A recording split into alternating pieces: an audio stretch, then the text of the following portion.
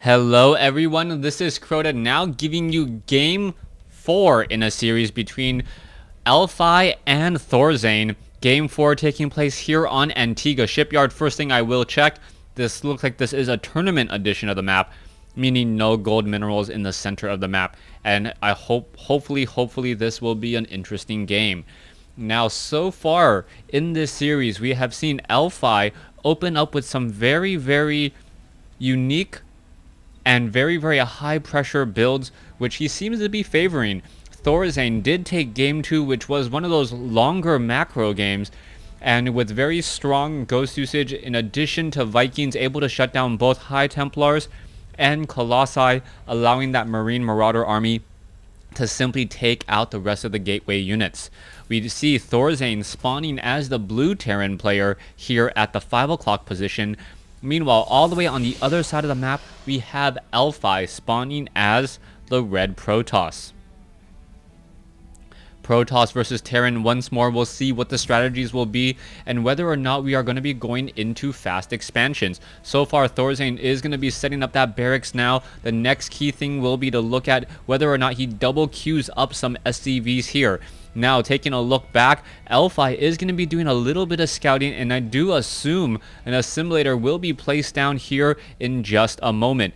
Scouting probe gonna take a look around and see that Thorzain is not going for early gas. This is a telltale sign that he will be trying to go for an expansion, and I do believe the way that the metagame is setting up, one base or one base builds are really not that common any longer. At least you want to go for a 2 base build, or a 3 base build does turn into a macro game. Thorzain without gas right now. Probe takes a quick look around, sees that there is no gas whatsoever, and now gonna just go ahead and perhaps try to do a little bit of harassment here on an SCV. Probe will be able to pull away one moment, but I believe this SCV will be able to build up a command center anywhere he wants, as this SCV is pulling away and now coming back down. A brilliant move by Thorzain. I don't know if you guys actually saw this, but Thorzain purposely went up over here so that the probe would be trailing in the wrong direction for when he would finally build that command center, as opposed to having that one probe block him. Very nice play there. SCV now coming up the ramp. Let's take a look here. The Nexus is currently not training any probes and currently sitting at 20. This is a telltale sign that this is not going to be an economic game, and I do believe Thorzain will be building more and more barracks and then trying to bunker off here in order to hold the line. Now, will it be successful? That is the key question. Elfi is now chrono boosting out more probes behind this, and I don't know if this was a head fake or not, but Elfi did lose a little bit of mining time since he did not continually train those probes. We are going to see 3 probes on gas here, 3 probes on gas here. We are now going into a Twilight Council, and are we going to see a repeat of game 3? I do not believe so. We do not have a natural expansion, and if you want to rush into High Templars, you really need these 2 additional geysers. Now, one thing Thorzain can do is he can try to go for additional bunkers, which would protect himself from that Psystorm at least for a little bit. Marines are now making their way out. One Zealot will be able to run away just in time now, and it will be able to get away here. So far, one Stalker sitting here wanting to make sure that no Marines are able to slip by and reveal the fact that he is not, I repeat, not building an expansion. Elfi pretty much putting all his eggs in one basket with this attack, and the attack should be coming in sometime around the 7 to 8 minute mark.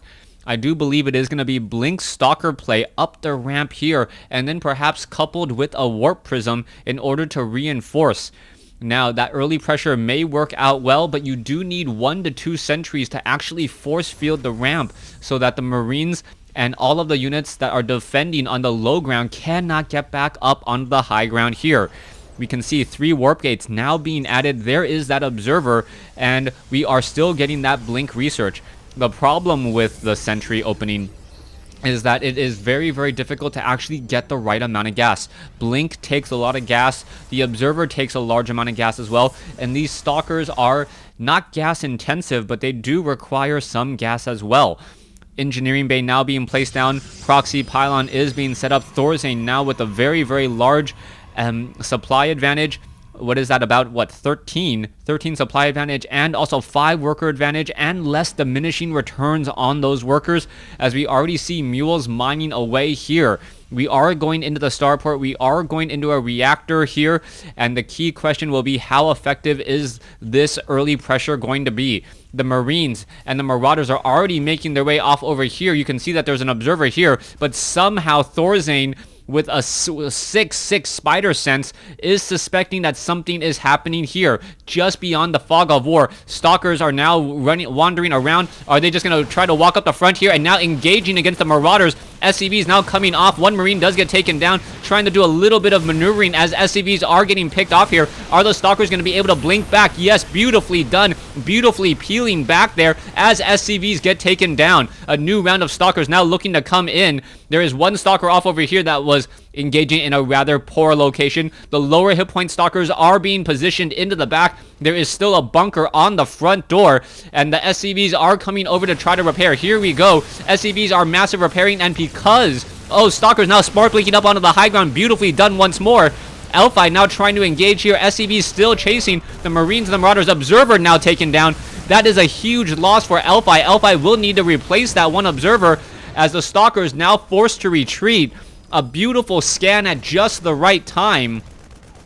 Now working for him there to prevent any more aggression from the front, or from the front cliff. Here we go, another attack coming in. SCVs now making their way over. Zealots being slowed down by those concussive shells. Will they be able to get away? No, it looks like they won't. Both of them being taken down there.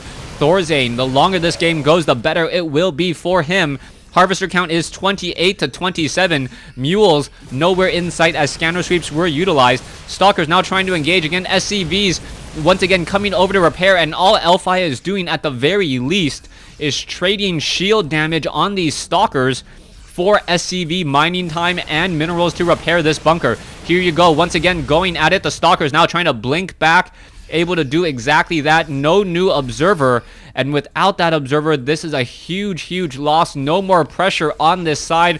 The Marines and the Marauders can simply sit here, and that is the reason why I expected a warp prism to be utilized to warp in and force field that ramp. Here you go, there's the engagement, both sides fighting out. Medevacs are in the front, and Elfi does give the GG, evening up the series at 2 games apiece. Thorzain with a 6/6 sense of what Elfi was going to do, perhaps knowing Elfi's builds, getting into position, and also getting that scanner sweep off in the right location in order to shut down that observer, making so that only the Stalkers could pressure off over here. That observer was very expensive, considering only 1 unit was trained from that robotics facility. Thanks for watching. Thanks for listening. Hope you guys enjoyed Game 4 in this series. Stay tuned for Game 5.